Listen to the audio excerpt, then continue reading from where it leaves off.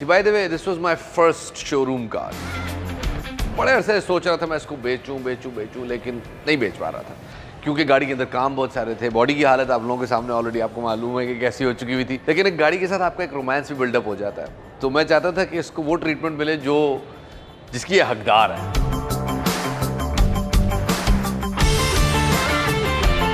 Detailer इसलिए कहलाता है कि बज़ाहिर साफ दिखने वाली गाड़ी जब डिटेलर की निगाह से गुजरती है तो उसमें काफ़ी सारी चीज़ें नज़र आनी शुरू हो जाती हैं। बज़ाहिर साफ दिखने वाली 2019 की होंडा सिटी को जब हमने गौर से देखा तो हमें इसमें काफ़ी माइनर ऐसे इश्यूज नज़र आए जिनको रिजॉल्व करके ये गाड़ी काफ़ी बेहतर हो सकती थी। गाड़ी के एक्सटीरियर में सबसे प्रोमिनेंट चीज़ गाड़ी की फेडेड लाइट्स थी जो कि वक्त के साथ साथ काफ़ी डल हो चुकी थी। गाड़ी के क्रोम पे ऑक्सीडेशन के काफ़ी असरात थे और वो सिल्वर से ब्लैक हो चुके थे।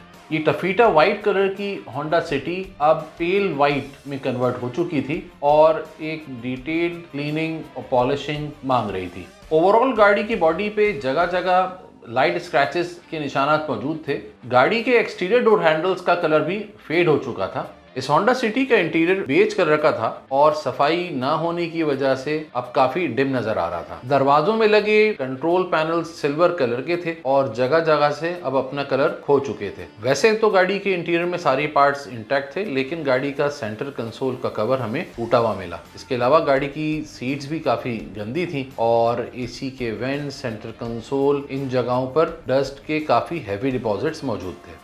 इसके अलावा गाड़ी का कारपेट भी काफ़ी हमें गंदी हालत में मिला।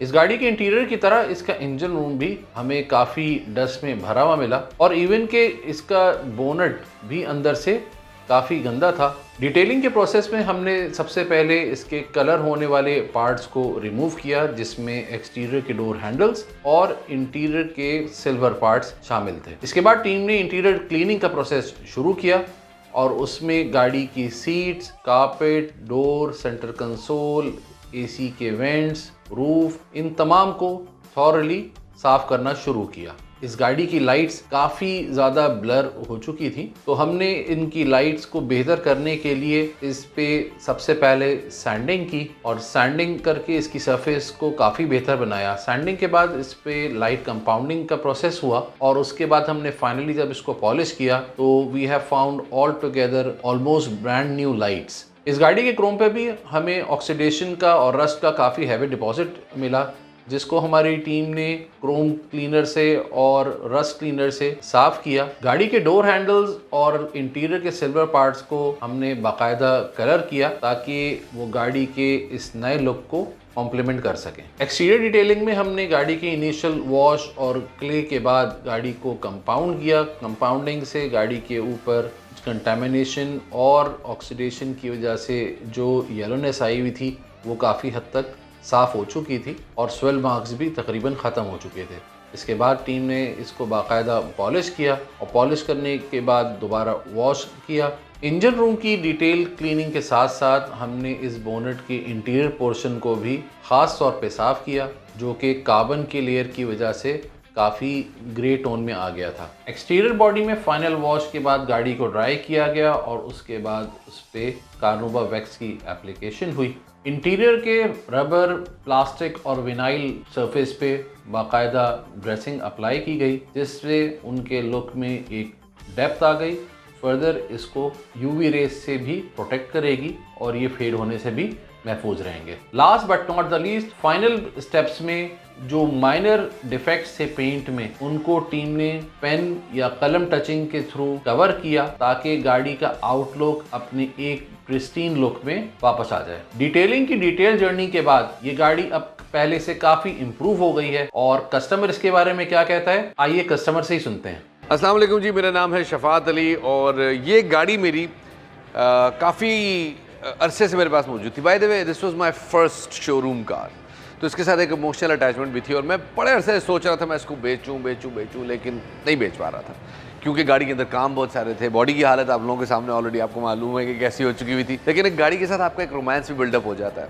तो मैं चाहता था कि इसको वो ट्रीटमेंट मिले जो जिसकी ये हकदार है और इसको मैं फिर से वापस उसी शोरूम कंडीशन में देखूं जिस तरह से मैंने इसको आज से 8 साल 9 साल पहले देखा था। एंड मेरी खुशकिस्मती थी कि मैं आ गया यहाँ पे बबल्स कार केयर पे, जो कि अरसलान सब्जवारी साहब की फैसिलिटी है, विच इज़ अमेजिंग।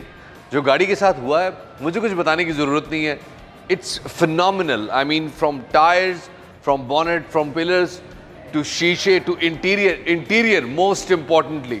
और सबसे ज़्यादा जिस चीज़ ने मुझे खुश किया है दैट इज़ द क्रोम। और कराची में रहने वालों को बहुत अच्छी तरह आइडिया होगा कि पुरानी गाड़ियों के क्रोम के साथ क्या होता है। वो सारा क्रोम जो है वो एक जंग खा जाता है उसको अमूमन, लेकिन that has also been restored.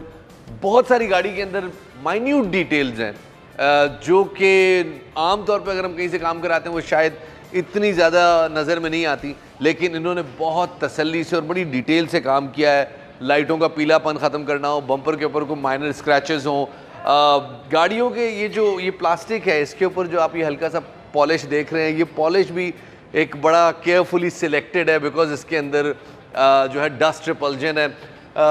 गाड़ी का कोई भी हिस्सा ऐसा नहीं है कि जो आपको दो रंगा नज़र आ रहा हो, यानी आपको ऐसा लगे कि किसी एक तरफ ज़्यादा हाथ लग गया है, दूसरी तरफ कम लग गया है। यूजुअली आप लोगों में से बहुत लोगों ने जिन्होंने डिटेलिंग कराई उनको अंदाज़ा होगा कि डिटेलिंग के बाद गाड़ी के ऊपर वो रगड़ाई के निशान रह जाते हैं।